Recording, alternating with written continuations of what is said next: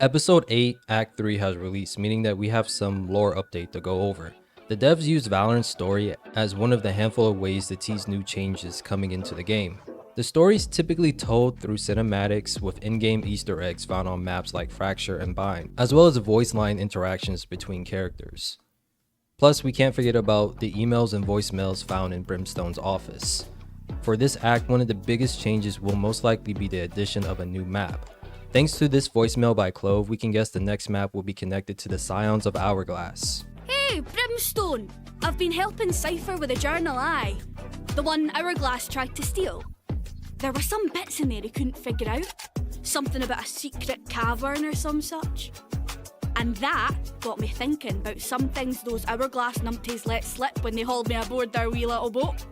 You'd be amazed at what some people say around a dead body. Yapping on and on about bringing the journal back to its rightful place in the Elder Grotto. You see where I'm going with this? The journal's talking about an Hourglass base. A special one too. Shy's getting the ship's navigation logs. We'll suss it out. Just you wait.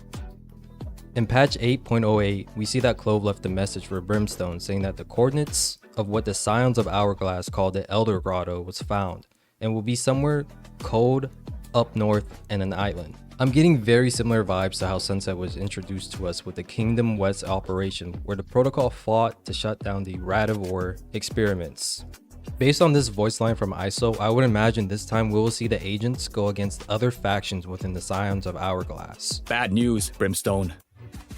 Seems like all we did by taking out the Hourglass operative was piss off people further up the chain. They're going to come looking for us. Let me know if you want me to run drills with the others, okay? We need to be ready. My best guess is the likes of Clove, Cypher, ISO, and Omen will fight in the upcoming cinematic that will reveal the next map, mainly because the story so far has included these characters closely. Even Omen teases this idea with the most recent voicemail to Brim. Commander, I continue to spend my time contemplating recent events. Our encounters with ISO, Hourglass, and now our newest recruit. The event with Viper, our natures, the way our paths have entangled. This must all mean something. There must be something meaningful at the end of this thread. I intend to keep pulling it. With Omen's mention of Viper, I wouldn't be surprised if we see them too, as well as Sage, because the person scaling down this player card looks a lot like them. Sage has also been worried about Omen's abrupt absence from the team. Brimstone, I want to discuss Omen. It's clear to me that he's on your mind. You seem so distracted in our briefings, and I assume he's the reason you're meeting with Cypher so often. You're concerned. I am too, especially with the way he left. You know, I've been trying to put myself in his shoes. Finally understanding more about his past and feeling a sense of shame that he is struggling to overcome. It's a terrible feeling, Brimstone. One that I think I understand because, well, I have felt it too. He and I are both burdened by past wrongs, which is why I think I can help. If I know his pain, maybe I can heal it. I'm going to find him, and I'm going to bring him back. I'll be in touch, I promise. Wish me luck. If you don't know why Omen left the protocol, feel free to check out the couple of videos that I did on this topic. Regardless, this arc ended with Sage saying it's best for everyone to let Omen continue his solo adventures.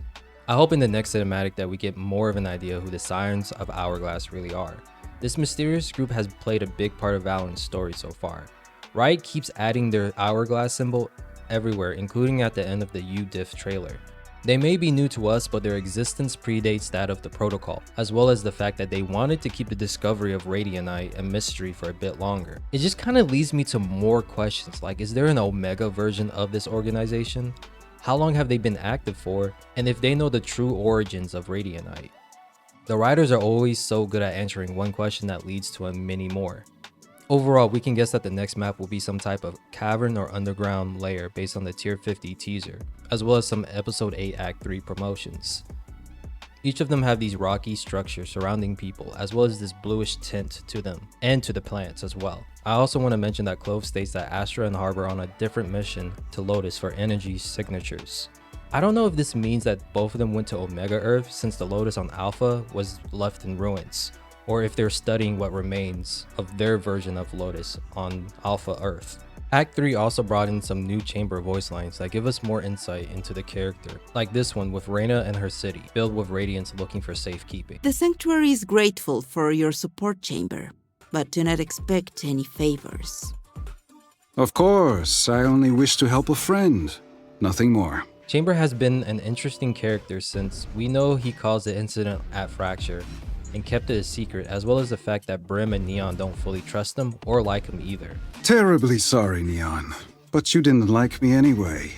He also tries to comfort Fade with this voice line. Shed your demons, Fade. We all have a past, but it does not define us. One can only hope. Makes me wonder if he's really talking to himself for his past actions. We also hear him being excited to see Lotus, or the Nexus to be more specific, an area that's supposed to connect multiple dimensions or planets. A multiverse nexus. Enfin. It might be a scary thought to think why Chamber is so relieved. This guy can make some impressive weapons as well as futuristic tech like teleportation. Nonetheless, I did find it funny that this man keeps shooting his shot with Viper. And Viper, how are you? Sorry everyone, I have again left her speechless. Hey, what can we say? Shooter's gonna shoot. I also find this interaction with Omen a bit funny as well. I told you, Chamber, I cannot eat your cooking. You don't feel the enemy, yet you feel butter. Unbelievable. There were a handful of other voice lines added that you can listen to on Sheik's YouTube page if you want. But for now, we'll look at the battle pass that can give us insights to an agent's past and hobbies, usually through sprays or player cards. And I do want to mention that every player card is canon to the story of Valorant though. Like this one of Reyna slicing KO's knife in half.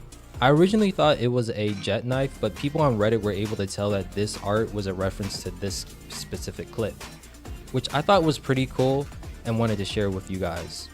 Because once we have one mistake, we're all dead. What the hell?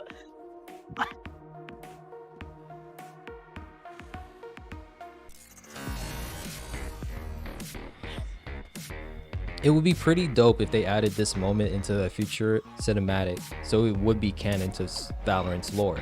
Overall, the battle pass doesn't introduce anything new to the story, but reinforces things that we already knew, such as ISO's love of music and boba, or how Chamber is really impressed with the outlaw. There's also a player card of Omen holding an hourglass member off the roof. And with this, you can't tell me Omen isn't in his Batman arc. Really? Talk. Please don't hurt me. I'll talk. Yeah, you. I knew you would. Come back, I'm gonna kick you back.